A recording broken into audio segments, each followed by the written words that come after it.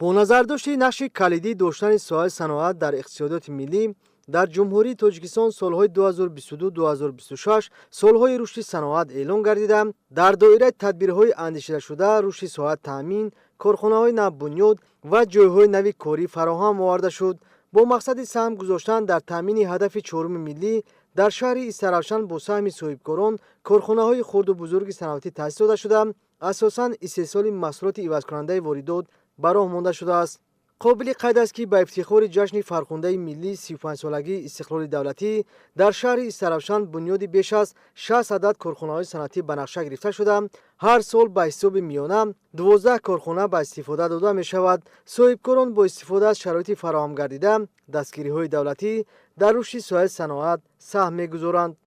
имрӯзҳо ба хотири истиқлолияти ҷашни 35-солагии истиқлолияти давлатӣ дар шаҳри Истаравшан корҳои созандагию бунёдкорӣ дар авҷ аст. қисми бештари нақшачорабиниҳо бунёди коргоҳҳои корхонаҳои саноатӣ, иншоотҳои соҳаи маориф, тандурустӣ, хизматрасонӣ, роҳу пулҳо, марказҳои фарҳангию фароғатӣ ташкил медиҳад. албатта дар ин амали нек саҳми мақомоти иҷроии ҳокимияти давлатии шаҳр, сокинон, соҳибкорон ва ашхоси эҳсонкор назаррас аст. дар шаҳри Истаравшан ба рушди соҳаи саноат афзалияти бештар дода мешавад. бо тадбирандешиҳои мақомоти иҷроияи ҳокимияти давлатии вилояти Суғд дар ин шаҳр иқтидорҳои мавҷуда мақсаднок истифода гардида, дастовардҳои соҳа сол аз сол зиёд мешавад. дар шаҳри Истаравшан шумораи корхонаҳои санъатӣ ба 106 адад баробар гардида, соли 2025 ҳаҷми истеҳсоли маҳсулот ба 1 миллиарду 486 миллион сомонӣ расонида шуд.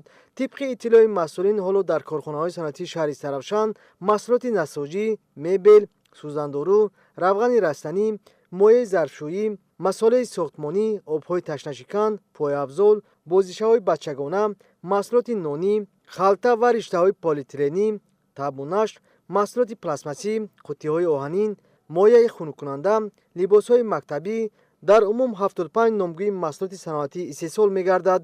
дар баробари афзун гардидани ҳаҷми истеҳсоли маҳсулот ва номгӯии он, теъдоди ҷойҳои нави корӣ дар соҳаи саноат бештар шудааст.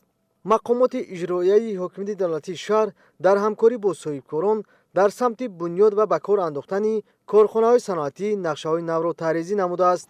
дар Тоҷикистон барномаи рушди дорусозии ватанӣ қабул карда шудааст, ки ин як қадам ба пеш рафтани ҳамин соҳаро нишон медиҳад. дар Истаравшан ва умуман дар вилояти Суғд гӯемам, ки бори аввал ин хел корхона ба истифода дода шуд, ки ҳоло маҳсулоти воридот ивазкунандаи он, ки мана чикел ки ҳозир дидем, аз ҳамин намудҳои якчанд намудҳои сӯзандорҳои як карата ва инчунин системаи инфузионии як карата иборат мебошад, ки она ҳоло ҳозир ҳамаи корхонаҳои ватанӣ аз ин маҳсулот харидорӣ карда истодаанд. гуфтан мумкин аст, ки қариб тамоми вилояти Суғд ва инчунин шаҳри Душанбе, вилояти Хатлон бо ҳамин маҳсулотҳо таъмин карда шудааст. қисман бошад ҳам таъмин карда шуда истодааст. рушди соҳаи саноат имкон фароҳам меорад, ки дар соҳаи иқтисоди миллӣ дастовардҳо афзун, нақшаҳои нави созандагии амалӣ ва шароити кору зиндагии мардум боз ҳам беҳтар карда шавад. шаҳри Истаравшан, ки дорои иқтидорҳои зиёд дар соҳаи саноат мебошад, бо амалӣ шудани ҳадафҳои неку созанда рушди соҳаи саноат ба марҳилаи сифатан нав ворид мегардад.